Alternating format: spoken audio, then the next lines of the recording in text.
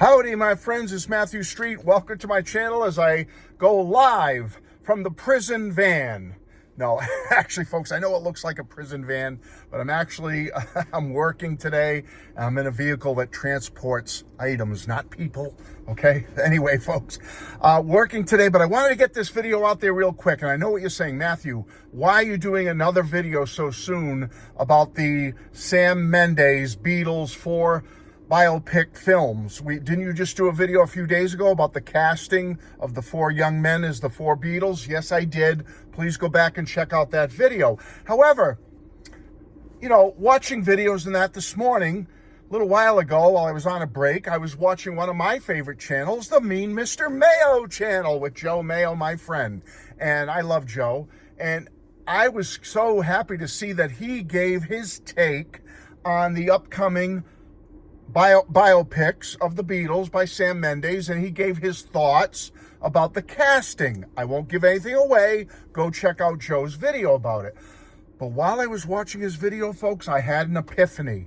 I had a Matthew Street epiphany, and I said, I got to get it right out there because I want it on record that this is my prediction, my official prediction, what I think they're going to do with these 4 biopics on the Beatles. Because I was worried. I'm watching Joe's video and his thoughts. I'm going, and he was kind of saying a lot of the same things I was thinking.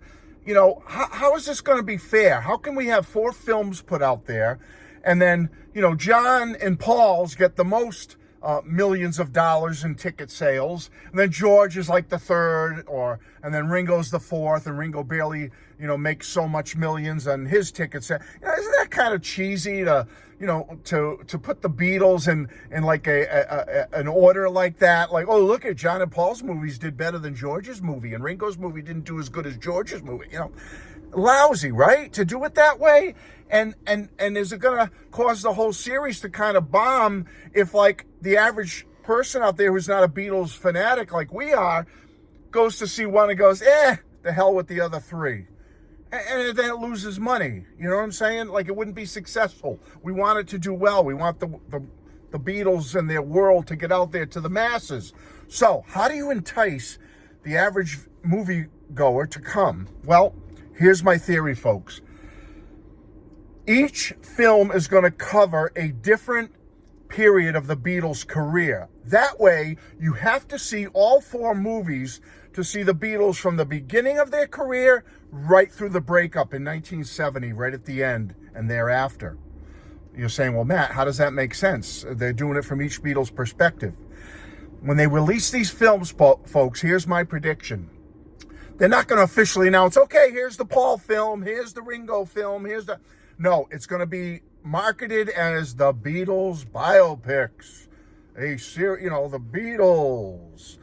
But then it's going to be movie 1, 2, 3, and 4. Each movie will cover from a different Beatles perspective. So here's my prediction and my example. Movie number 1 will be the first movie out, and it will cover the period from just prior to the Beatles becoming the Beatles with Ringo in August of 62. It'll cover the period, the early days when they meet Ringo and in Hamburg with Ringo and all that good stuff. And that will be from Ringo's perspective right up through like maybe early 64 or so. Okay, so the Ringo film will cover the early period from his perspective, although all the other 3 Beatle characters will be in that film, and they will be, showing them their personalities, and they'll be doing a lot of stuff too, but it'll be from Ringo's perspective. Film number 2 will be the second one released. That will be, I'll say, from George's perspective, and it will cover from 64 right up and through 66. So again, all 4 Beatles will be represented, but it will be from George's perspective, covering the 64 to 66 period or so, give or take. Film number 3 will be from Paul McCartney's perspective, and that will cover the period from sometime in 66, either before or after Revolver, right up through Sgt. Pepper through 67, maybe early 68. Or so into 68 will be from Paul's perspective. All the other Beatles will be there. They'll all be represented. But the scope of that third film will be Paul's perspective of that period of the Beatles' career. And then the final film, film 4, will be from John's perspective, and it will cover that period from like 68-ish or so, give or take, right up through the breakup and maybe a little beyond the breakup, like postscript, what happens after the breakup. That will be from John's perspective. All the other Beatles will be in it. It will all be encompassing, but John's perspective will be there.